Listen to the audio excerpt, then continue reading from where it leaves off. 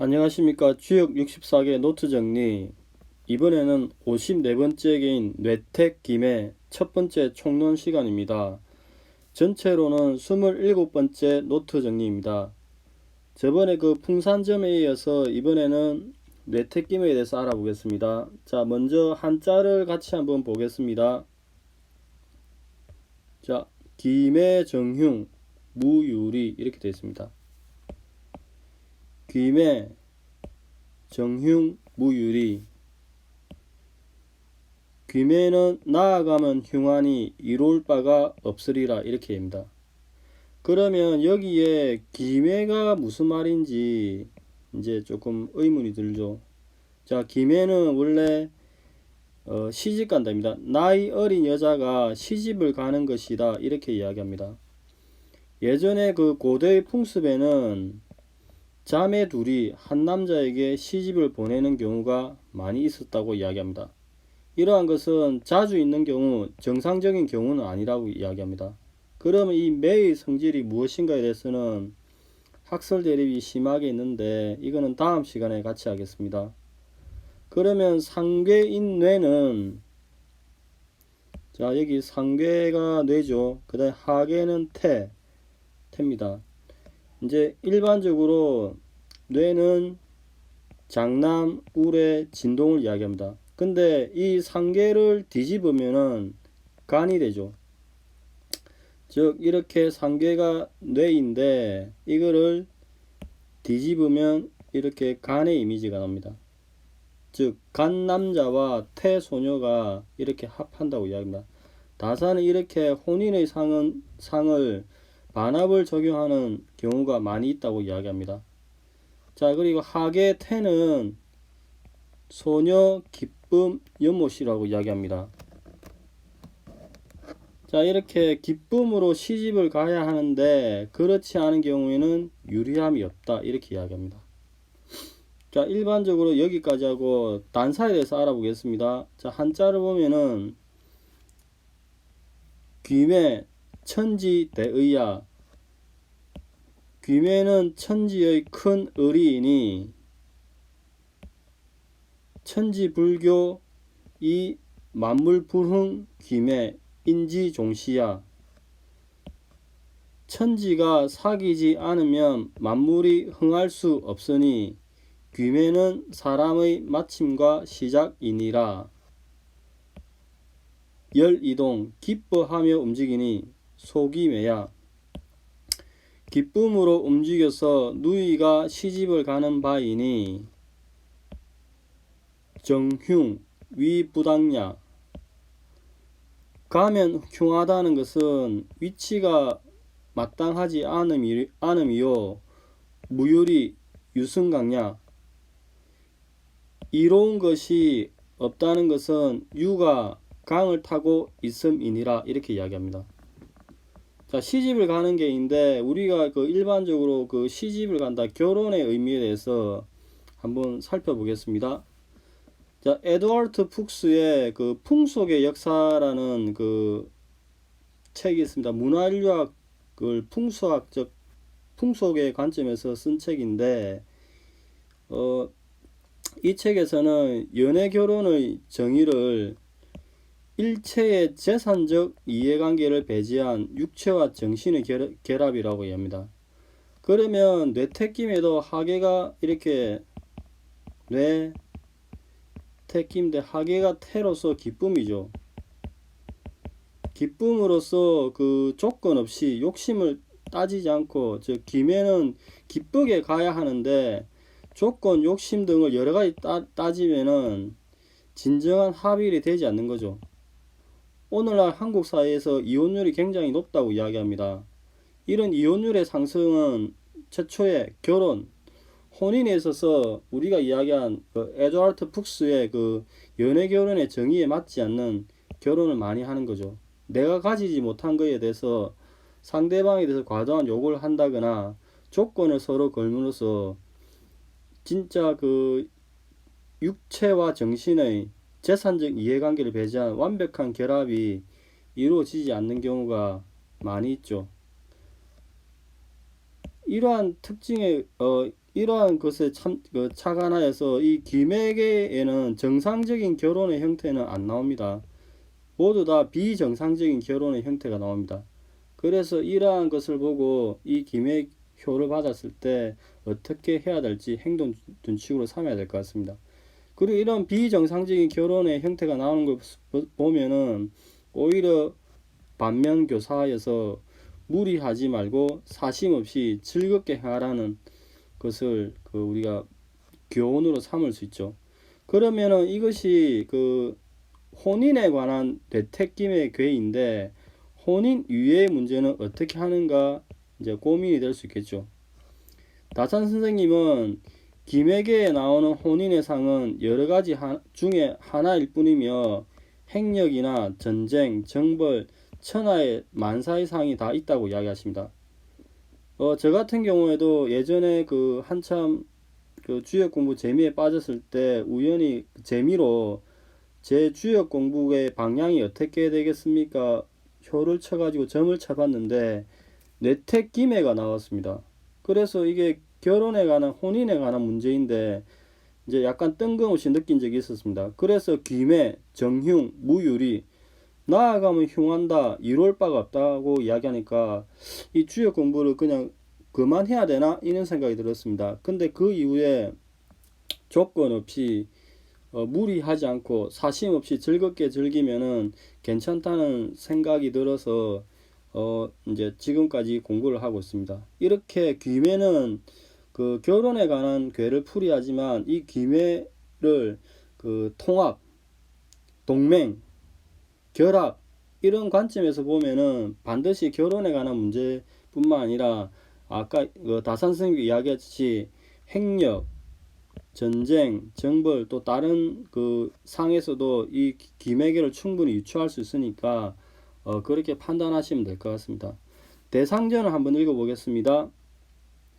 택상유래 귀매 군자 이 영종지패 이렇게입니다. 여기에서 종은 끝을 이야기하고 여기서 종은 끝을 이야기합니다. 그다음 패는 패단을 이야기합니다. 자, 글을 보겠습니다. 연못 위에 우레가 있는 것이 기매니 군자는 이로써 영구히 끝을 맺어 가려짐을 안다. 이렇게입니다. 가려진 것을 알아야 합의를 한다. 여기서 패는 아까도 이야기했듯이 병패, 패단을 이야기합니다. 그러면 해석이 약간 대립하고 있습니다. 첫 번째, 영원히 함께하여 패단을 안다. 두 번째, 영구히 끝을 맺어 가려짐을 안다. 세 번째, 다사는 그 말한 바를 실천하여 끝까지 완수하고 자신의 행동으로 말미암아 초래될 수 있는 곤란함을 미리 깨닫는다. 이렇게 이야기합니다. 근데 다시 이제 이 영종지패를 이제 계속 부부관계로 이렇게 부부관계에서 이 영종지패를 추이해서 생각을 해보면은 부부가 되어서 영구히 끝을 맺고 또는 맺지 못하는 패단을 안다. 결국에 이를 정리하면 끝까지 가기는 가는데 문제점을 인식하면서 동지적 동맹을 맺고 같이 간다는 의미로 생각하면은 조금 더 의미가 와닿지 않을까 생각을 합니다. 자, 여기까지가 기존의 설명이고 다산 선생님의 설명을 보겠습니다. 자, 먼저 한자를 먼저 같이 보겠습니다. 김해 정흉 무유리. 김해는 북방의 정벌에 나서면 흉하니 이룰 바가 없을 것이다. 자, 한번 보겠습니다. 상활 택상유매 김해 군자의 영종지패 못 뒤에 우레가 있는 것이 김해의 상이다. 군자는 이 괴상을 살핌으로써 그 말한 바를 실천하여 끝까지 완수하고 자신의 행동으로 말미암아 초래될 수 있는 곤란함을 미리 깨닫는다. 영종지패를 이렇게 해석하셨습니다. 그러면 전체 물상을 한번 보겠습니다. 자, 이게 이제 추이를 보면은 뇌택김의 본계가 이렇죠. 그 다음에 본계의 모계는 이렇게 지천태입니다. 자, 이렇게 본계의 모계가 이렇게 오는데 이거 모계의 성격을 일일이 다 알아야 되고 몇 번에서 몇 번까지 이렇게 3번에서 4번까지 다 온 거를 알아야 되냐? 우리는 배우는 입장에서 굳이 어떻게 왔다를 근본적으로 알 필요는 없죠. 다산 선생님이 이렇게 왔다고 하니까 배우는 입장에서 아 이렇게 지천태에서 3이 4로 갔구나 이 정도 연역적 추이로만 알면은 충분하다고 생각합니다. 더 학자적 연구를 깊게 하시려면은 근본적인 것까지 가야 되지만 예를 들어서 내가 김씨면은 우리가 평양 김씨면은 평양 김씨의 족보의 연을 끝까지 다 추적할 필요는 없죠. 그냥 우리가 평양 김씨로부터 왔구나 해놓고 그 연원에 대해서 조금 더 알아야 될 필요성이 있는 경우에만 조금 더 근접하게 접근하는 것이지 그렇지 않는 이상은 그냥 이 본계가 이렇게 모계로부터 왔구나 이렇게 추이를 했구나 이 정도 관념만 가지고 있으면 될 것 같습니다.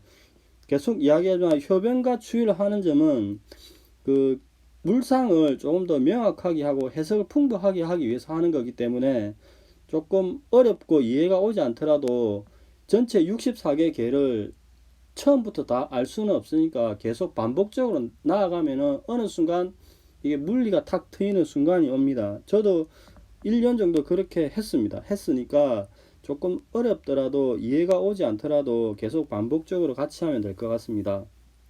자, 다음은 이제 1번을 설명을 하겠습니다. 자, 이 본계는 내택김의 이것은 이제 본계는 이렇게 모계로부터 왔죠. 최초에는 이렇게 이제 곤과 건이 있어서 부모님이 살아 계셨는데 이 부모님이 살아 계실 때 이렇게 진의 장남과 태의 누이가 이렇게 있었죠. 근데 이제 그 나중에 이제 이렇게 추위를 하게 되면 세월이 지나면은 이제 부모님이 이렇게 계시다가 다 같이 있다가 부모님이 돌아가시게 된 거죠. 그렇게 되면은 이렇게 진의 장남이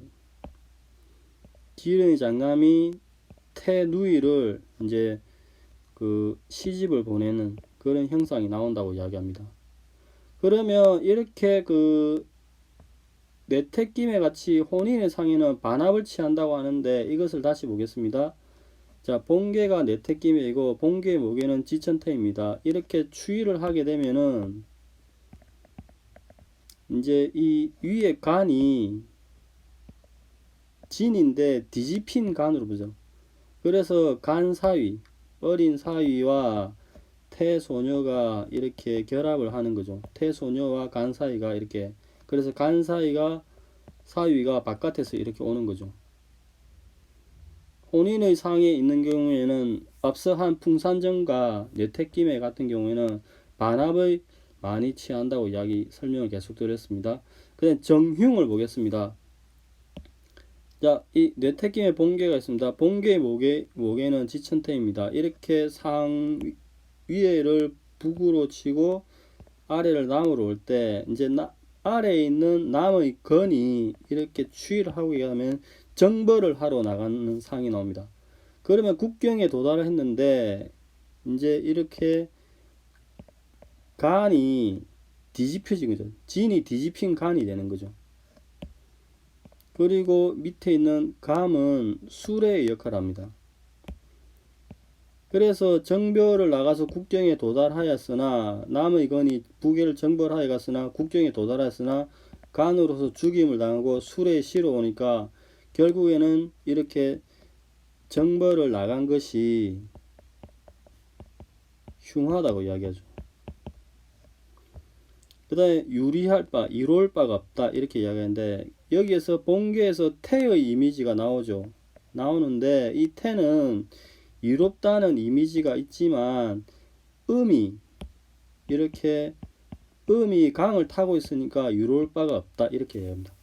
그리고 나산 스님께서는 그 뇌택김미가 비록 혼인의 상을 취했지만은 이 혼인의 상은 여러 가지 상 중에 하나일 뿐이고 이렇게 행력이나 토목사업, 여행, 국경 지키기, 전쟁과 정벌, 천하만세의 상이 다 있으니까 꼭 그 다른 일로서 점을 치더라도 이 기매개가 나오더라도 이제 그 해석이 안 된다 이렇게 생각하지 말고 상을 보아서 넓게 해석을 하면 된다고 이야기합니다. 제가 예를 들었지 제가 예전에 주역 공부가 어떻게 되겠습니까? 향후 방향이 이렇게 물어봤을 때도 기매개가 나왔을 때 이제 조금 이제 혼인의 관점에서 생각하지 않고 그 사심 없이 즐겁게 하고 편견 없이 하면은 또 좋다 이렇게 생각을 한 것처럼 여러분들도 그렇게 생각하시면 될 것 같습니다. 울상을 보면은 대상전을 보면은 다시 한번 보겠습니다. 자, 못 위에 우레가 있는 것이 김획의 상이다. 군자는 이 괴상을 살피면서 영종집회 그 말한 바를 실천하여 끝까지 완수하고 자신이 행동으로 말미암아 초를 쓰는 곤란함, 패단을 미리 깨닫는다 이렇게 이야기합니다. 그러면 이 물상을 찾아보면은 자 태의 입으로 자 아랫개가 태죠. 태의 입으로 말한 바를 중간에 리가 있죠. 니의 믿음으로 이어받으니 그 말한 바를 실천하면서 좋은 결과를 거둔다 이렇게 합니다. 태의 입으로 말한 바를 니의 믿음으로 이어받으니 영종 그 말한 바를 실천하면서 좋은 결과를 거둔다. 그리고 집회 진의 발로서 저 상계는 진이죠. 진을 발로서 행한 바를 중간에 여기 이렇게 감의 이미지가 나옵니다. 자 중간에 이렇게 감이 있죠. 자 이렇게 감이 있습니다.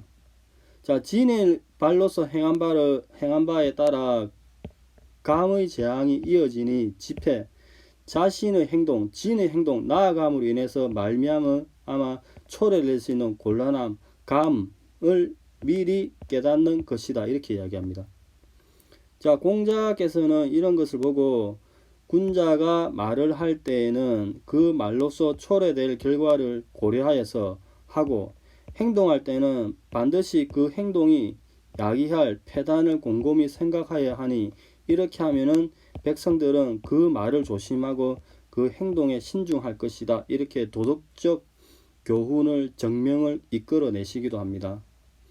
자 오늘은 그 뇌택김의 첫 번째 시간으로서 전체 총론을 보았습니다. 다음 시간에는 이제 그 초구에서 알아보겠습니다. 초구는 학설 대비 굉장히 심한 부분이라서 조금 더 시간이 걸릴 겁니다. 오늘은 여기까지 하겠습니다. 감사합니다.